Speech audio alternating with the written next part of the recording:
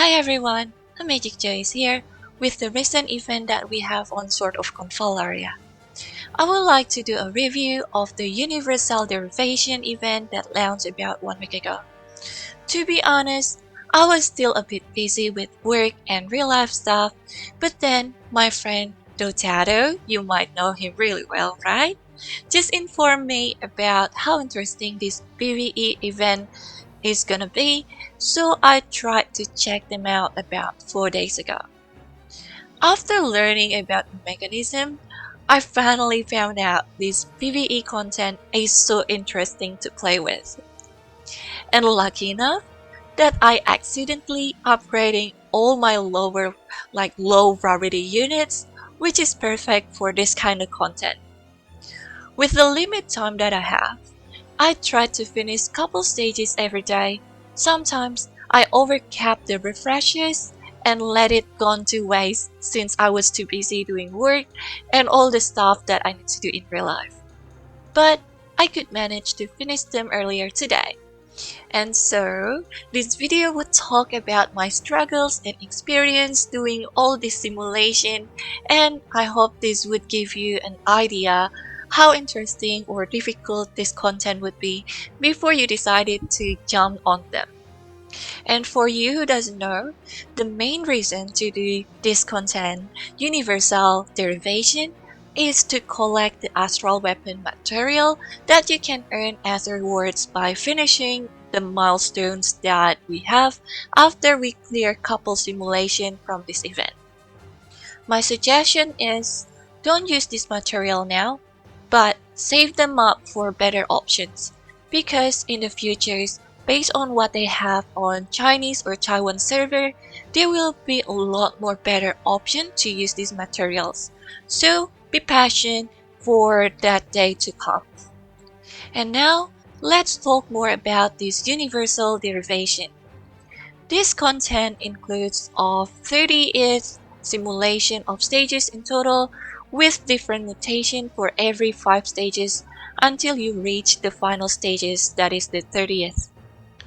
Within the same stage, it could be challenged repeatedly until all the enemies are defeated, and if you couldn't clear it, don't worry, because all the remaining HP of the enemies and the amount of the TP that we have would be inherited after the battle is concluded, which means you might need to be mindful on using your tactics, because it won't be recovered until you do a refresh features, which is I will tell you in a second. Every time you finish the simulation, the unit who participate in the battle will be gaining the drain or fatigue status, which going to prevent them to be used on the next simulation until you do a refresh attempt, which will be given to us on every reset day. The refreshes will not only clear the fatigue status from your units, but also it's going to recover your TP to maximum value, which is 500. So we better min-maxing the usage of the numbers of the unit that we want to deploy for each simulation, and also the usage of the tactics as well. Based on my experience, from the stage 1 to 5, my journey was really smooth, as I only need to use 1 or 2 low rarity units or even 1 good legendary units to be able to clear them. And I usually use any units with lifesteal or anything with HP damage to clear the stage, because the mutation will not affect the HP damage that you deal to them. The HP damage that I was talking about is from ability called Dark Withering that will cause a life loss, or if you don't have any units that have Dark Withering, you could put the Resonant Broom on them and try to deal an AoE damage while trying to have a chance to apply the life loss to the enemies. Because enemies that get killed by life loss will not be counted the damage source from the unit, so your units will not have any effect of the mutation from the stage 1 to 5. From stage 6 to 10, things were getting more complicated, but I would be able to clear them using the same amount of the units and also strategy to clear them all. So there are nothing really worth to mention about these stages though. Let's move to stages 11 and 15. I didn't really have any problem to clear them using the minimum number of the unit as well. Because all I did was pairing one damage dealer with one support characters for every stage. So you pretty much want to clear those stages with only 2 maximum units, and you'll be doing fine. And you know what? It gets more interesting when you reach stage 16 to 19, because I started to increase the numbers of the unit that I need to use in order to clearing this stage, and most of my good units were on the fatigue status, so I couldn't use them anymore unless I do a refresh. I must say that I scratched my head a little bit or a couple times while doing these stages, but I would be able to finish them without any refresh on this one. On the stage 20th though, I was having a really hard time since I couldn't use infection or burn strat to kill the elites, and it forced me to use my best 5 units to be able to clear them on this stage. I had to use Beryl, Karis, Cocoa, and Mercenary Guard as a tank and one other units for DPS. I need to tell you this though, those magic and physical shield are really hard to get through since all the elites would have around 35k to 44k HP with the same amount of that as their shield. But in the end, it is so fun to play this game while you really need to tinker a bit of your mind in order to just clear the stage with all the units that you have in the account. So it was a good fun for me. And if I could give an opinion for the next stages, for me personally, the mutation on stage 21 to 25 are the most troublesome, since the most of the map that they use are big and the enemies are spread out. So it's quite hard for me to manage killing them before they're stacking all the mutation effect and become a lot stronger.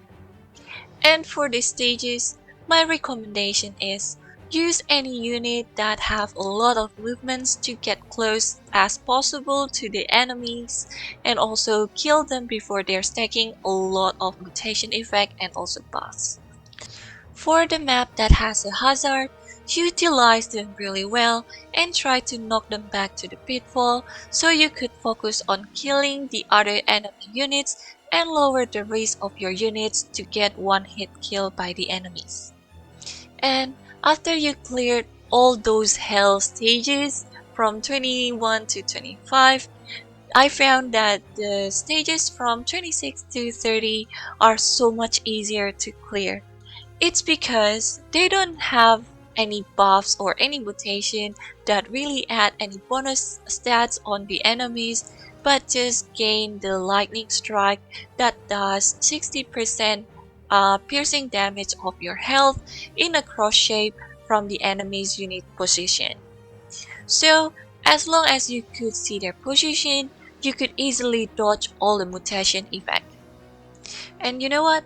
Let me give you some tips, because there is also another trick to clear this stage easier as long as you could disable the enemy unit with bound debuff like freeze, sleep, or stun.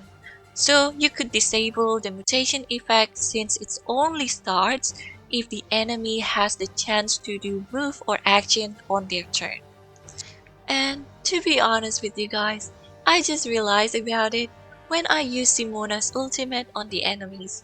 They didn't release the lightning attack, and then after that, I just thinking to launch and clear the stage with my no-wheel shenanigan to clear all the stages, and for the record, I think it worked really well.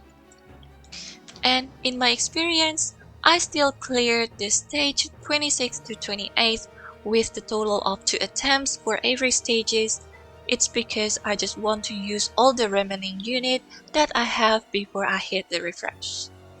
But the stage 26 and 30, it only took me one attempt since I hit the refresh button and I could fully recover my TP and also restore all my units. I'll give you some special footage on the stage 21 and also 30 clear using my main units that I have on my account.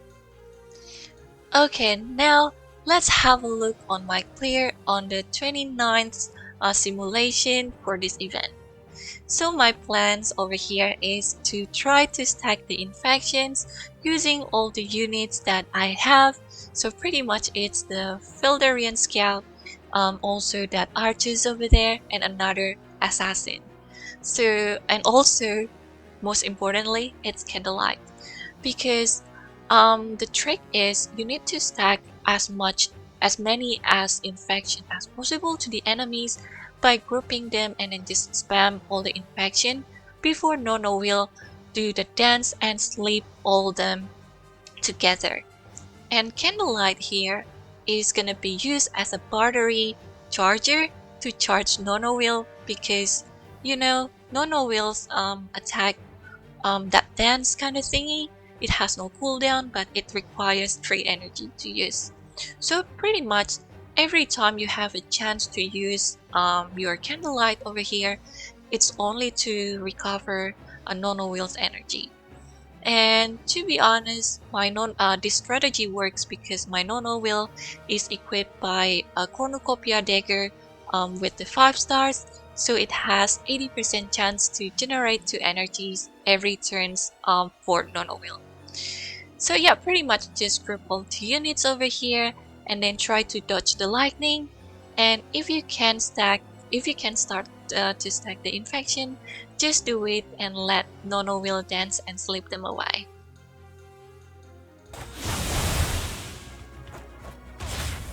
指示をください。え、わかった。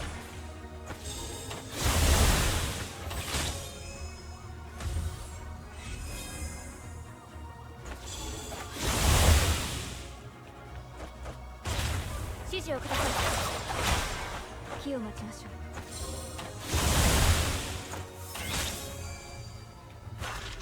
ありがとう。指示をください。ありがとう。指示をください。火を待ちましょう。指示をください。え、わかっています。And now we're looking at the final stage or the final simulation, which is the level 30 or the 30th simulation on this event. And for this stage, I would say that I'm gonna give my best using all my best units from Purple State's army. And as you can see, I have Karis over here. She's gonna be really useful because she's equipped with the leader aura, which is going to enhance all the Purple Stage units abilities and also effect by increasing their attack, defense, also damage, piercing damage, and also reducing the damage taken if all my units have 4 buffs on them. And for the tank, I'm gonna use Suppression and Coco, but Coco is more likely to be a support because of her cooldown and also energy reduction. It's gonna be useful for all these units that I have up here. And as I said, okay, let's talk about Suppression. Suppression is a really good tank for single target attack, and I know pretty much all the AI over here will prefer a high amount of attack, which is usually or mostly gonna be the single target attack. And after you activate the default guard from Suppression, he will counter attack all the single target attack from the enemies and also dealing a piercing damage to the enemies. That's where it comes really matter when you want to clear this stage, because all the elites, it's not gonna be damaged unless you could kill all the enemies unit, like all the non-elite units in this stage. That's why I mostly use piercing damage on this team, by pairing Karis with Lash as well, because Lash is a really great unit that can deal piercing damage. And also Karis is so amazing. Like, her skill literally deal like 6 to 10k to the to most all the units in these stages. And also all her attack probably gonna be piercing, so it's gonna deal any damage to the elites even for every turn. So you will not, you will not waste your turn on Karis anyhow. But the trouble that I have on this one is it's only working if my suppression going to take an attack from the enemies, because of the trait and also the devout guard that he has. It's going to contribute a little bit damage on my team to clear this stage, I mean, on time within 15 rounds. So yeah, the hardest part is when all the attacker from the enemy units are dying. It's only Candlelight that can survive the battle, and it's really hard to take down Candlelights because all the piercing damage dealer that I have is mostly Destroyer, and they will do less damage to Watcher units, and Candlelight is a Watchers, and she's just annoying for me. So that's why it might take longer to clear this stage. Even I need to clear it on the 14th round of the stage. But I could do it on one attempt, so I hope that this video might be inspiring you. If you might have the same units that I have, you could try to finish all this stage on this stage by one attempt, so you don't waste any refreshes. But if you couldn't clear it in one attempt, that doesn't really matter, because we have a lot of time to have a lot of refreshes as well in order to clear this final stage.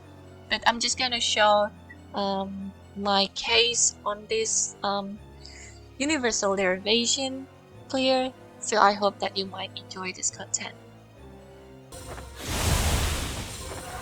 私をお導きください。お手数をおかけします。何でも言って。お手数をおかけします。おしまいです。私をお導きください。何でも言って。お手数をおかけします。私をお導きください。ありがとう。何でも言って。ありがとう。あなたの計画通りに行きますよ。私をお導きください。お手数をおかけします。何でも言って。お手数をおかけします。オッケー。ありがとう。あなたの計画通りに行きましょう。私をお導きください。何でも言って。あなたの計画通りに。And I think that's all that I want to share on this video. And for the record, I really like this type of content. It really makes me happy that they release this content instead of the Tower of Adversity or TOA. The most annoying part of doing this PVE content is just moving all the gears and Turret Whisper from unit to unit, since you only have limited resource of good gears and also Turret Whisperer in this game. But other than that, I really enjoy to explore the synergy between my units that I have in my account. And if any one of you ever asked like what level that I have on mostly on my units, I would say that most of my low rarity units and also few of legendary units level 55. I don't think that you might need to level them up to level 60 because of the crazy amount of the resources. If you want to level up some units to 60, make sure that you are liking that unit really well, and you might want to use them often for any other contents, whether it's PvE contents or PvP contents in this game. I really hope there will be more challenging contents like this in the futures, and I'm looking forward to buy all that astral equipments for my units. And I think this is all my reviews for Universal Derivation. Please let me know your experience as well and share them on the comment section below if you want to. I hope that you enjoy this review very much and looking forward to my other content for Sword of Convallaria in the futures. And I wish you have an amazing day and see you on my next video. Bye now.